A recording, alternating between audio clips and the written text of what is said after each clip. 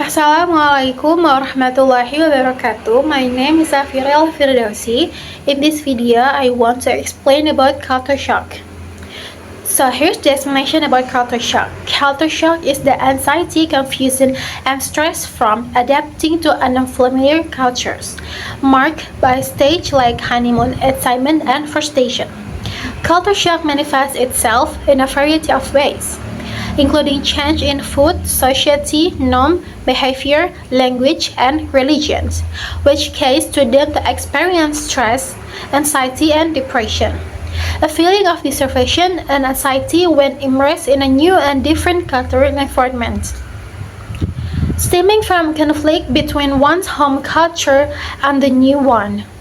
It's a physiological process, not a clinical diagnosis, that affect anyone moving to a new place, even within the same countries.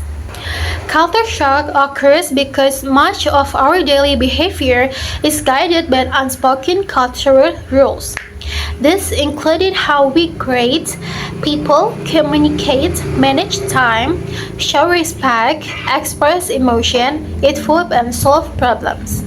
When we enter a new culture, this familiar causes disappears, forcing us to constantly think, interpret, and adapt. There is four stages of culture shock. The first is honeymoon phase. This phase is characterized by a feeling of joy and surprise.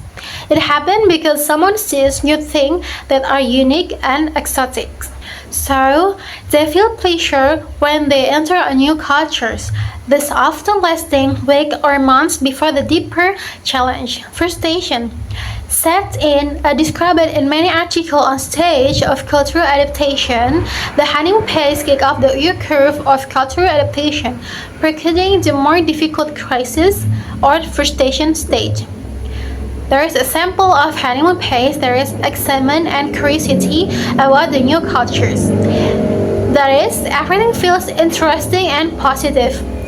They can enjoy new food, place, and tradition. For the second is frustration. In this culture shock phase is the crisis phase when a new environment begins to develop.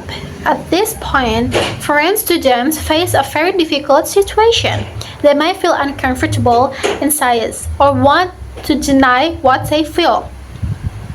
But unable to do anything. This phase period and including feelings of disruption, homesickness, anxiety as individuals navigate challenge in a new setting. For example, everything feels lonely and unseen. The third, there is recovery. The adjustment stage of culture shock is when individuals start understanding and accepting the new cultures, feeling less frustrated as written from. Coping strategies develop and the environment becomes more manageable, leading to a sense of belonging and resilience. Through small wins like finding a favorite store or navigate daily life more easily. For example, gradual understanding of cultural norms, improve language and communication skill, increase confidence in daily life. The first stage, the last, is adaptation or acceptance. In this phase, individuals develop a realistic understanding of the host cultures, moving beyond initial excitement or later frustration. It is characterized by a big cultural identity, where ones function effectively in the new environment while maintaining their original cultural identity. For example, comfort and familiarity with the new cultures, ability to function normal and enjoy life, acceptance of differences without any frustration. There is a way to avoid culture shock. There is first, learn about the cultures before and after arrival. Second, be patient with yourself. And third, maintain contact with family and friends. Fourth, make local friends. Of course, this is the important thing. There is learn their language. And then keep a positive and open-minded attitude and follow a healthy routine so you can be more positive and be more confident with your new environment, and you can be more adaptation with all of the environment that you meet. The conclusion is culture shock is a natural and temporary process that occurs when individuals encounter unfamiliar cultural environment. While it can be uncomfortable and stressful, it is also offers valuable opportunities for learning and personal development. With time, patience, and openness, people can successfully adapt and even thrive in a new culture, gaining skill and perspective that lasts a lifetime. In this video, I will explain about managing cultural conflicts. So here's the explanation about managing cultural conflict.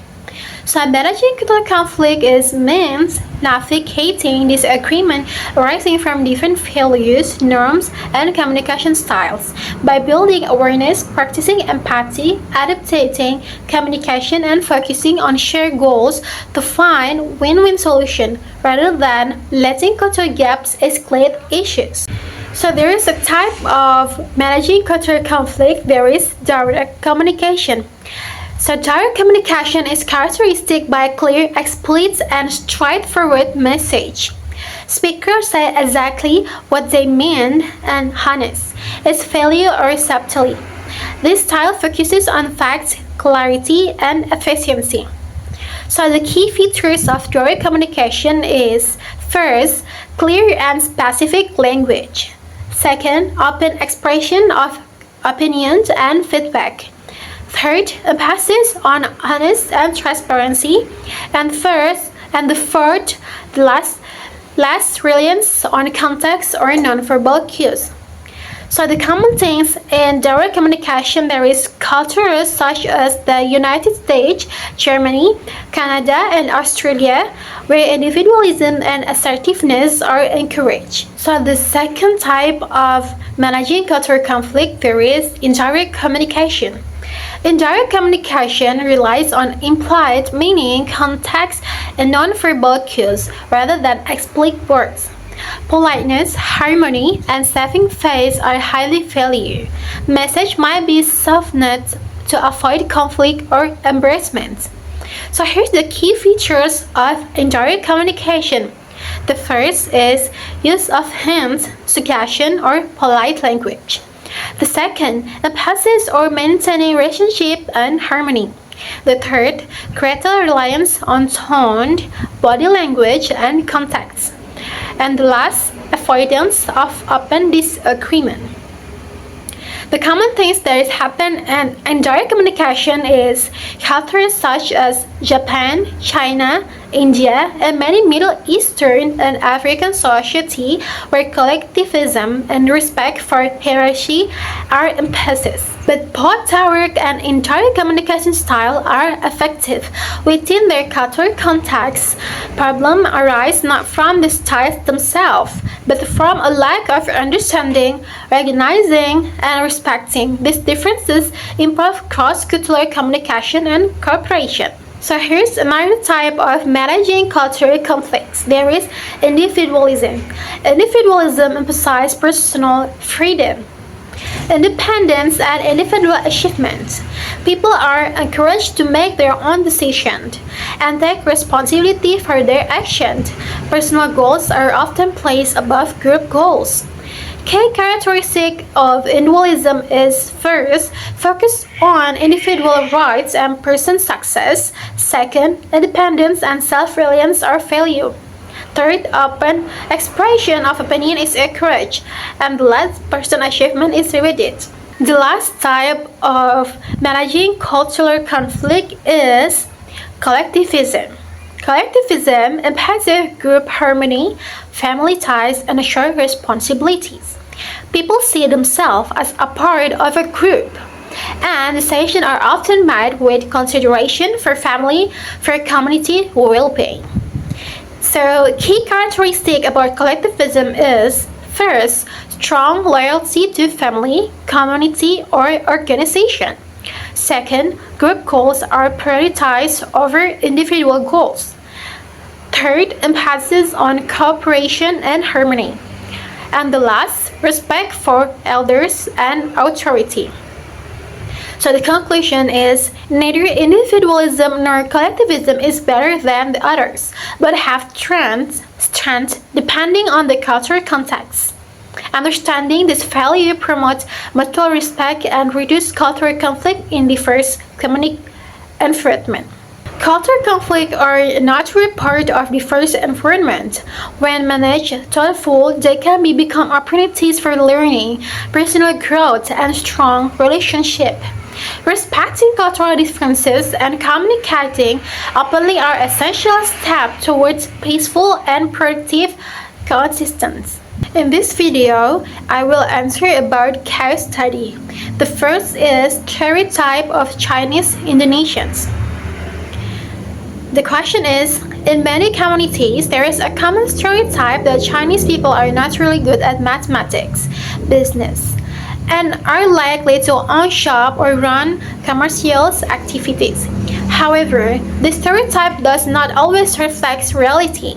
In this case, Sen, who come from a Chinese Indonesian families, struggle with numbers and does not excel in mathematics. She also has no interest in business and does not plan to own a shop. Despite this, people around her often assume she should be good at counting or managing money simply because of her ethnic background. So the first question is, what type of stereotype is presented in this case? This case presents a positive stereotype because a stereotype is a generalized belief about a group of people that assume all members share the same characteristic. In this case, the belief that Chinese Indonesians are naturally good at mathematics and business is a commonly held stereotype. This stereotype is considered positive because it attributes seemingly favorable traits, such as intelligence in math, financial skills, and business ability, to a particular ethnic groups. However, despite appearing positive, it is still problematic and inaccurate, but it's incorrectly assumed that the traits apply to every individual within the groups. The second is, what are the negative impact of this stereotype of Sen? Unfair pressure and expectation. Sen may feel pressure to meet expectations that do not match her abilities or interests. It can impact damage to self-confidence. Constant comparison with the stereotype can make Sen feel inadequate or less capable because she does not fit the limited personal freedom. The stereotype may limit Sen's freedom to choose her own pattern's norms. Emotional discomfort and frustration. Being repeatedly stereotyped can lead to feeling of frustration, discomfort, or even exclusion as her individuality is not fully recognized or respected. The third question is, are there any positive impact of this stereotype? Of course it is. Positive initial perception. Some people may initially fear Sen as capable or trustworthy in handling money or responsibilities because the stereotype associates her ethnic backgrounds with competence in business or mathematics. It creates opportunity. In some situations, she might be given opportunities such as leadership roles in group tasking involving finance or organization because others assume she has strong skill in this area. So the last question is, what specific stereotype highlight in this case? The specific stereotype highlight in this case is that Chinese Indonesians are naturally good at mathematics and business and are expected to be skilled in handling money or running commercial activities. Besides that, demonstrating how even seemingly positive stereotype can be inaccurate and harmful. The second case is language misunderstanding.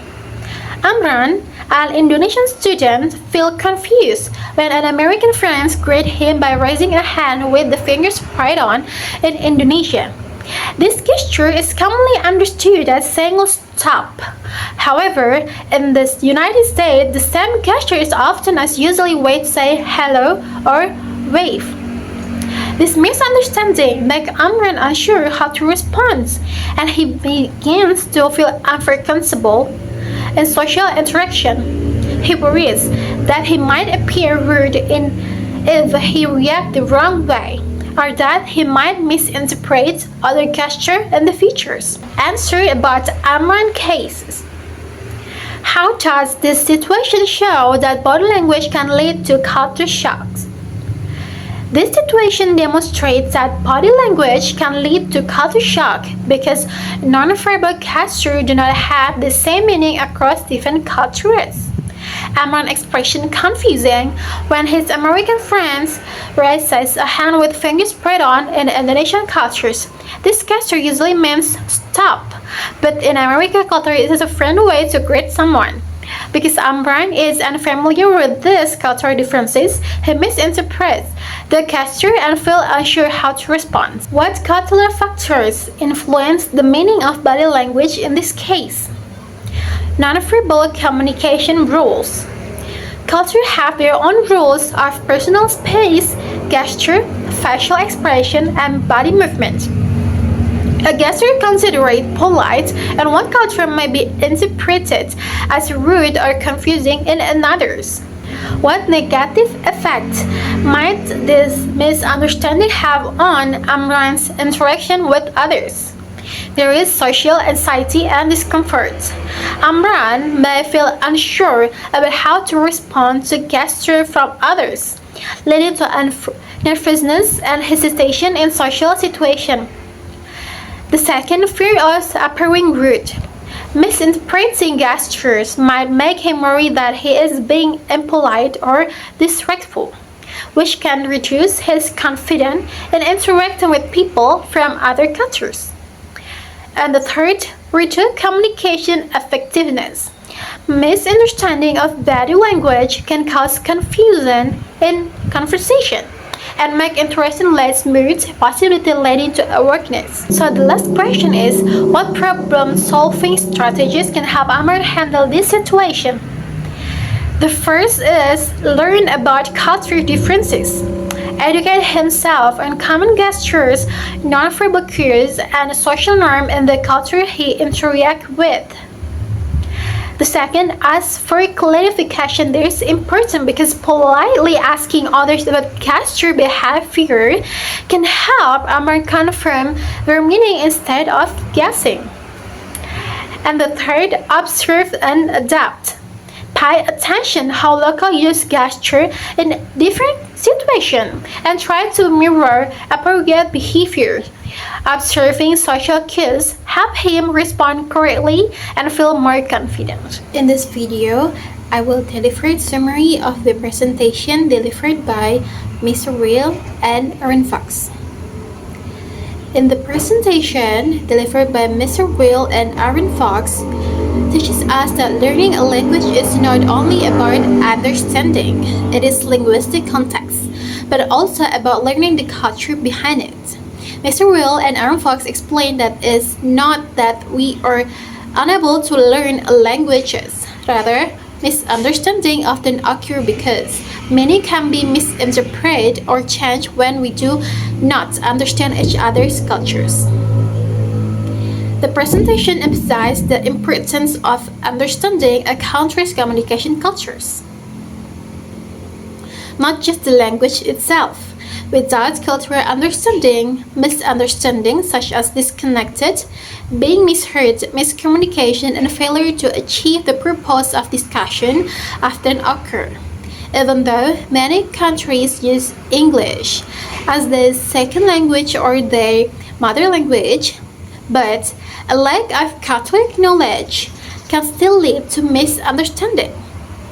For example, in British culture, communication tends to be straightforward. People express their thoughts directly, clearly, firmly, and consciously. This shows respect for one's own opinions as well as for others' opinions, so everyone understands what needs improvement and what should be maintained. However, if its communication style is applied in Indonesia, it might be misinterpreted as being arrogant, rude, or disrespectful of local cultural norms. This is because British people are generally more straightforward and prefer simple, direct communication. Another example is silence. Silence during a discussion in British cultures, being silent often means agreement. But in Indonesia, however, silence can have two meanings. Silence can have two meanings. It may indicate agreement or it may send disagreement that is not expressed due to politeness or hesitation. This reflects the Indonesian culture's tendency to prioritize feelings and courtesies over conversation. In contrast, British culture values simplicity and clarity. Discussion is seen as a way to reach agreement. Arguments are viewed as a healthy exchange of ideas, and freedom of expression is considered normal. Therefore, it is very important to understand the cultural differences between countries. Even when we communicate using the same language, such as English or another language, but we need to understanding, accepting, and respecting cultural differences is essential and important.